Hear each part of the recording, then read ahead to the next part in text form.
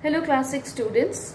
Today once again we are going to revise the chapter or the poem A Passing Glimpse by Robert Frost. We have already done this poem in the online class. We have written the summary, done the question, we have also done the question and answers.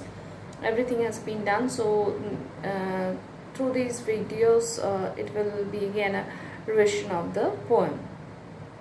Now, a passing glimpse, as the title suggests. What does glimpse mean? Glimpse mean a short look at something. Short look means which does not which is momentary in that way. Now, how do we use this word? Say, suppose there has been a cultural program and we have taken pictures. So sometimes we make a kind of a collage and give the title glimpses of this whatever program it is, say annual function or something like that, stating the year. That way we give it. So at once people can have a look at what were the kind of programs that had been presented before before the audience in that in that function. So here also we will find the poet talking of some flowers which he had seen. Now, before going on to the explanation of the poem, let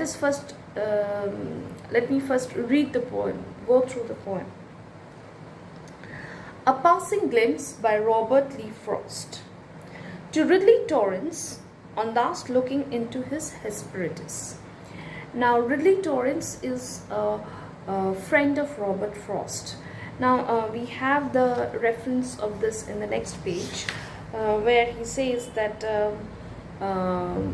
Ridley Torrance was his friend, and this Hesperides was his second volume of poetry, where he speaks of a garden. Now, Hesperides in Greek mythology means Hesperides were nymphs. Nymphs is kind of an imaginary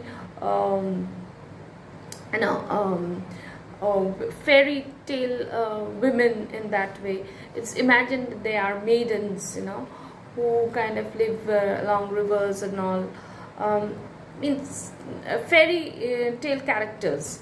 They are nymphs, and these nymphs, they looked after a blissful garden. Blissful means happiness, joy, enjoyment. Everything is there. Everything is all happy and all very positive in that way. So why he's putting this in the very first in the beginning of his poem is that he is kind of making an acknowledgement that from where he has got this inspiration to write this poem, A Passing Glimpse. Yes, I often see flowers from passing car that are gone before I can tell what they are. I want to get out of the train and go back to see what they were beside the track. I name all the flowers. I'm sure they weren't. Not fireweed, loving where woods have burnt. Not bluebells gracing a tunnel mouth. Not lupine living on sand and drought. Was something brushed across my mind that no one on earth will ever find? Heaven gives its glimpses only to those not in position to look too close. So, what do we find in this poem? That is, as we have seen that he has made an acknowledgement, and from what we have read in the second page about the Hesperides, that it said that Hesperides were nymphs who looked after a blissful garden. So the very word garden tells us that there will be many kinds of trees and flowering plants, flowers, everything.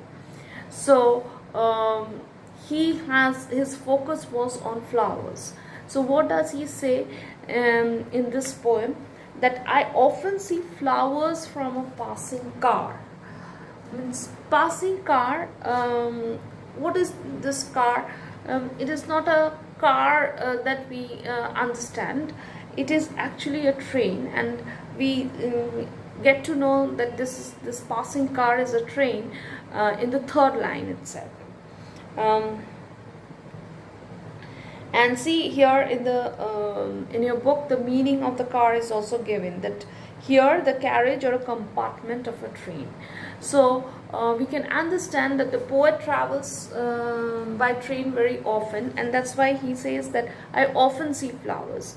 So since he often travels by train, whenever he looks out of the window of a train, he can see many kinds of flowers. I often see flowers from a passing car. Passing car here, as it said, it's a compartment of a train, that are gone before I can tell what they are. Yes, if we are in a fast moving vehicle, at this train or maybe any other vehicle, if we look outside and we don't get a very close look at it, because it's very fast, it just goes away, okay, and our look is very momentary. So that is why whatever flowers he sees, they are gone before he can identify, tell them what they are, means before he can identify. I want to get out of the train. See, he mentions in the third line the train very specifically. I want to get out of the train, go back. Why does he want to get out of the train? To go back and see what they are beside the track. So where does he see the flowers? He sees the flower besides the railway track, and he sees them very often, he's saying.